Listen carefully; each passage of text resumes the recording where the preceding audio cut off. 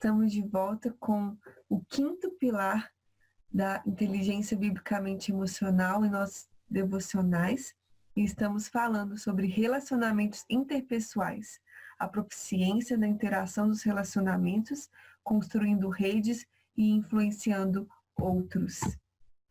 Nosso versículo para memorizar é 1 João 4, do 19 ao 20. Nós amamos porque ele nos amou primeiro. Se alguém disser amo a Deus e odiar a seu irmão, é mentiroso, pois aquele que não ama seu irmão a quem vê, não pode amar a Deus a quem não vê. Que você consiga memorizar esse verso, não apenas para este estudo, mas para a sua vida. E que enquanto você memoriza, Deus trabalha em seu coração sobre a maneira como você tem enxergado as pessoas ao seu redor. Hoje nós vamos falar sobre o autocuidado e os relacionamentos. Estamos no segundo dia do pilar de relacionamentos interpessoais e já no dia 26 do nosso programa de devocional. Eu gostaria de começar definindo o autocuidado. Por que é importante o autocuidado nos nossos relacionamentos? Qual a diferença que o autocuidado faz quando estamos nos relacionando com os outros? Essa será a nossa reflexão e o nosso pensamento nesse dia. Entende-se por autocuidado o fato de dar atenção a nós mesmos. Geralmente, o autocuidado está dirigido à nossa própria saúde. Certos hábitos saudáveis deveriam ser realizados por uma iniciativa própria, como um conjunto de regras destinadas ao bem-estar físico e psicológico. Nós precisamos desmistificar algumas coisas dentro dessa visão do autocuidado. Como cristã, desde pequena eu ouvi sobre a vida cristã dizendo sobre a renúncia, a respeito da renúncia e o conceito de autonegação, como tomar a cruz e negar a si mesmo. E sempre foram conceitos que me chamavam a atenção, que me remetiam à necessidade disso.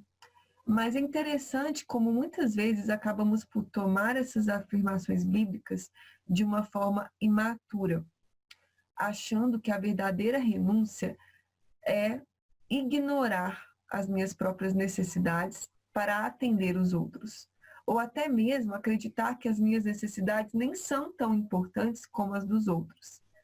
Isso pode ser muito prejudicial, ao ponto de vincularmos o cristianismo a uma mortificação ou negação de coisas erradas. E o pior, em algum momento, essas renúncias erradas nos fazem virar o jogo. Nós passamos a tratar o nosso próximo com a mesma falta de empatia que tratamos a nós mesmos. E então, sentimos que não nos sentimos cuidadas e não conseguimos cuidar dos outros. Acho que essa é uma questão muito importante que precisamos desmistificar e trabalhar biblicamente sobre a nossa visão. Provérbios 27:12 nos diz: o prudente vê o mal e se esconde, mas os insensatos passam adiante e sofrem a pena. Qual princípio esse versículo nos ensina sobre a situação acima? Eu acredito que se queremos agir de maneira prudente, vamos observar melhor sobre onde não estamos tendo autocuidado, para que não sejamos insensatas e venhamos a sofrer a pena de desejar não nos autocuidar. Vamos pensar sobre a autorresponsabilidade e o equilíbrio nesse sentido. A questão é que o autocuidado não é uma decisão que alguém toma por nós.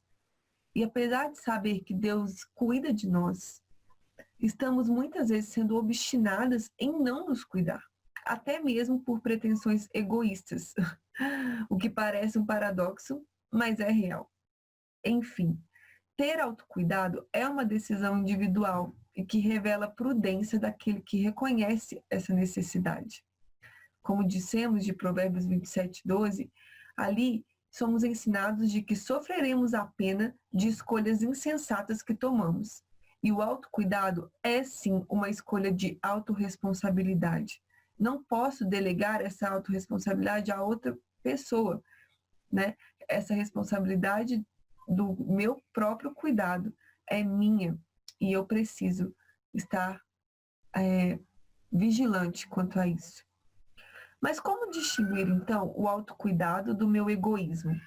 Como sei que não estarei dando desculpas para não assumir algo importante simplesmente porque quero o meu conforto ou realmente por uma questão de autocuidado?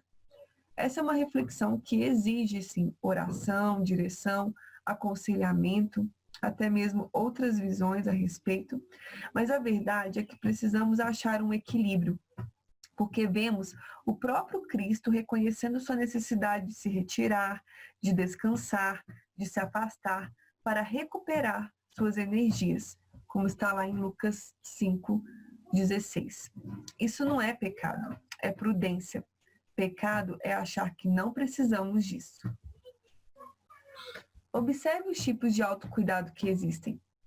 Como você está lidando com eles no seu dia a dia? Você está se permitindo viver esse autocuidado? Vamos ver alguns, né? Tem o físico, emocional, social e espiritual. Pense, como eu posso me organizar para viver esses tipos de autocuidado a fim de que eu esteja bem o suficiente para cuidar do meu próximo?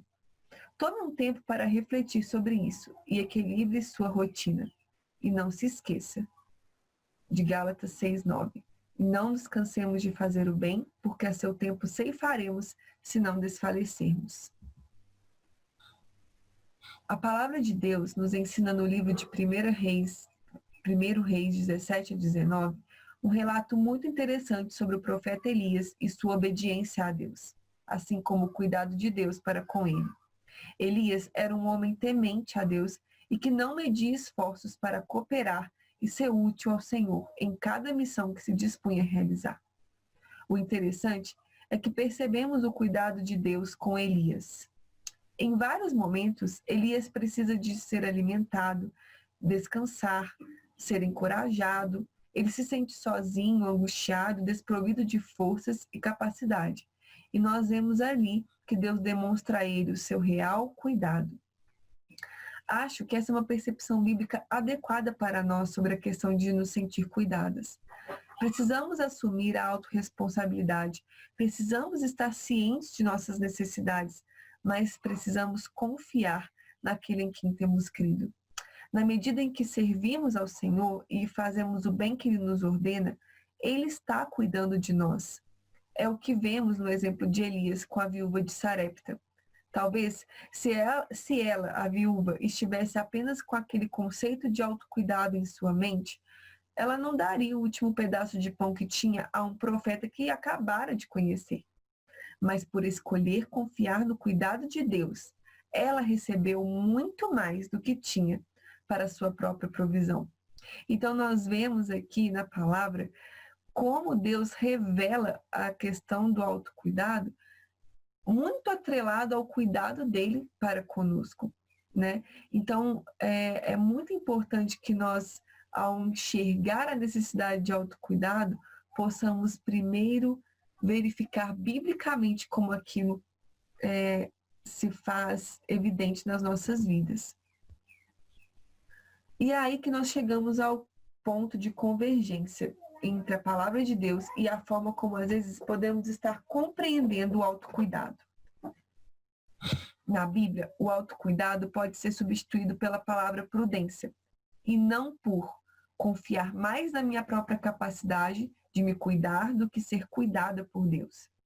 Para servir melhor o meu próximo, preciso ser prudente, mas preciso aprender também o momento de abrir mão do controle para confiar no que Deus está fazendo e realizando. Elias tinha necessidades e foi cuidado por Deus. Mesmo quando ele não estava tão atento a si mesmo, Deus não deixou de cuidar dele. Por outro lado, aquela viúva parecia bem cuidadosa consigo mesma e sua família. Mas Deus usou aquele homem descuidado e faminto para trazer sustento ao lar daquela mulher. Qual é o seu caso? De qualquer forma, vamos aprender que o verdadeiro autocuidado só é bíblico quando aprendemos a nos colocar no lugar de coadjuvantes, numa história em que o personagem principal é Deus, e que o seu maior intuito é revelar o seu amor a nós e nos ensinar a passar esse amor adiante. Que nos lembremos da frase de Camila Rocha, em que ela parafraseia C.S. Lewis. Ser amigo é cuidar da dor do outro, quando muitas vezes quem precisa de cuidados é você. Então, que essa frase não nos faça ter uma visão desequilibrada de autocuidado, mas uma visão bíblica, em que estamos nos cuidando, recebendo o cuidado de Deus e não nos deixando cegas pelo egoísmo. E vamos finalizar com esse momento de reflexão e desabafo. Escreva no seu caderno aí, pense, reflita. O que é autocuidado e por que ele é importante no meu relacionamento com o meu próximo? Que tipo de autocuidado precisamos? Você tem sido relapse em algum deles? Se sim, como isso tem te afetado? Leia o texto de 1 Reis 17:19. Como você percebe o cuidado de Deus com Elias e com a viúva de Sarepta? Pensando nas lições que você observa neste texto, qual é a definição bíblica adequada de autocuidado e qual pode ser uma definição prejudicial e antibíblica?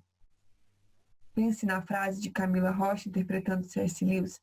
Como você pode fazer uma aplicação correta dessa frase, vivenciando a plenitude do cristianismo e do autocuidado? Para isso, não se esqueça de ler Mateus 6, 33 e 34. Desejo um ótimo devocional.